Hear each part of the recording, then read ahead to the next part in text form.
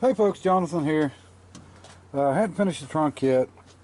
I stopped on it about where you seen on the video and decided I'd jump on a few other things. I've got the radiator out.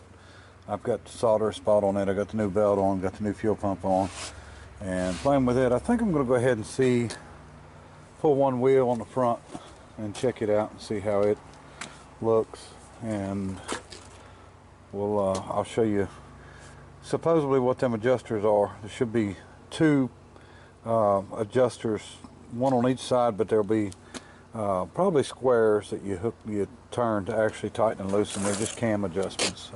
See what that looks like. Okay folks, cannot quite figure out what's going on here.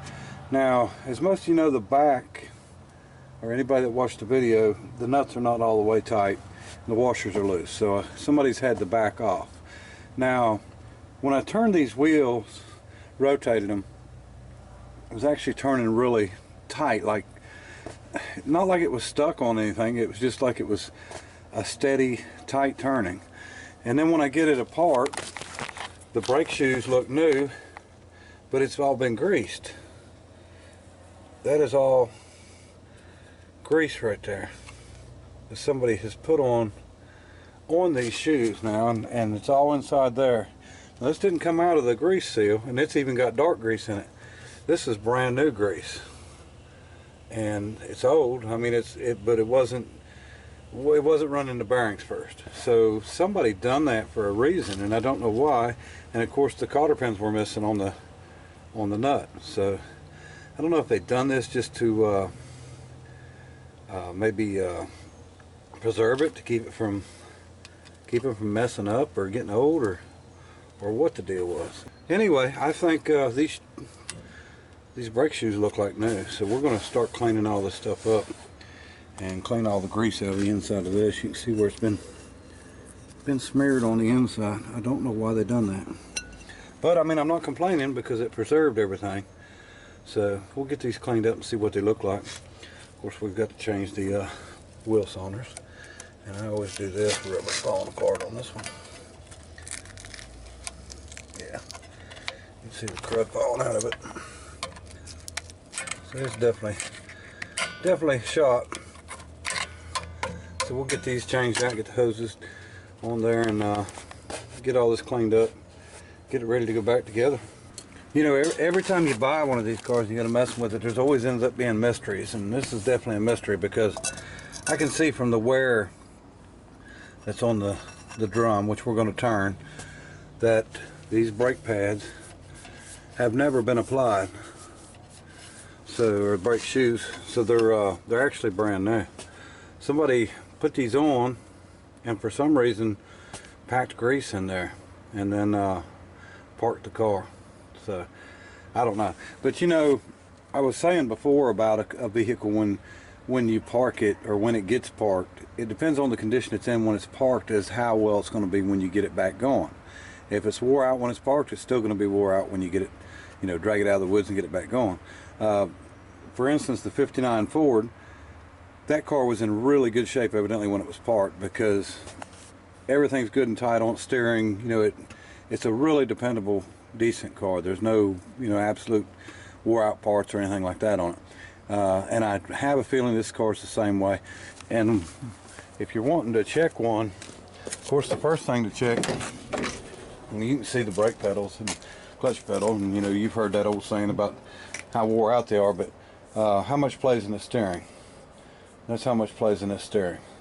Now, a lot of them you'll get a quarter turn out of. This is nothing in comparison. So little things like that, you know, it helps that it's got all these oil change stickers on it. Somebody was, you know, getting some service work done. But you know, the condition of the front end parts, I mean, you can just tell if it's just got 1,000,000 miles and it's worn out, or if it's a, you know, 100,000 mile car that, you know, somebody had some issues with them parked. And you know, I had somebody say one time that didn't really make any sense, because when these cars are parked, there has to be something wrong with them. And yes and no. Here's the deal. You know, it could be parked because, you know, they just don't want to tag it anymore. They want to keep the car. It could be parked because it's got a minor issue, like brakes. or you know, chances are if it's a major issue, they don't have as much value, you know, in the car, so chances of it getting going and getting crushed or going, you know, getting in somebody else's hands are a whole lot better. So, you know, most of the stuff that was in really bad shape is crushed by now, and the ones that, you know, had some potential is the ones that, you know, has gotten saved, like this one. And you know, I think it's got quite a bit of potential. We're going to keep cleaning these brakes. I mean, they feel good. They're dry. They're not, you know, there's nothing soaked into them. So we're going to sand them, and we're going to turn these drums and get everything replaced and repack the bearings and roll on from there. Okay, folks, this should give you some kind of an idea of how bad they were. I just took one little pass on them, and you can see them. So we're going to get them smoothed out. It's not going to take much. It's not really deep grooves, it's just not even. And the more brake contact and brake surface area you got, the better you're going to stop. Okay, folks, that's as far as I'm going to go. There's plenty of thickness left, and I hope you can see in there. But a little bit of mess right in the center and a little bit on the edge, but not bad. We can live with that. Okay, I wanted you to see the old one. Now, I'm sure this is aftermarket, of course, Wagner, but I don't know when it was put on, but it's a nice light aluminum. And then there's the new one. They're the same, but cast iron and aluminum, a little bit different. I'm sure this has a steel sleeve in it for the bore, but anyway, we are going to get this on there. Okay, folks, I haven't filmed much. Been really busy on tows and fighting the rain now, but we're going to pop this one off. I want to see if this one's got the... You can see it hasn't been off in a long time, but I want to see if this one's got the cotter pin in it. It's laying in it. So, somebody had done these brakes and then didn't finish them for some reason. Unless they figured out the wheel cylinders were bad or something. I don't know. These ones are dirty, but I mean, they're still smooth as can be. No lines except the center line. Let's see what the drum looks like. It's not bad. I'm going to turn it, but it don't need much. I don't know what the deal was with this. Yeah, that one's shot for sure. So, I don't know. We'll get these cleaned up really well. I mean, they look new like the others, so weird. Okay, I figured I'd show you how this works.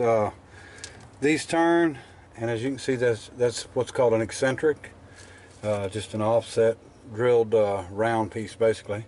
And as you turn this, that would be the highest spot toward the brake shoe, so that would be fully out. And then if you turned it like this, your brake shoe would come in farther. So that's how you adjust it, and you adjust it both sides that way.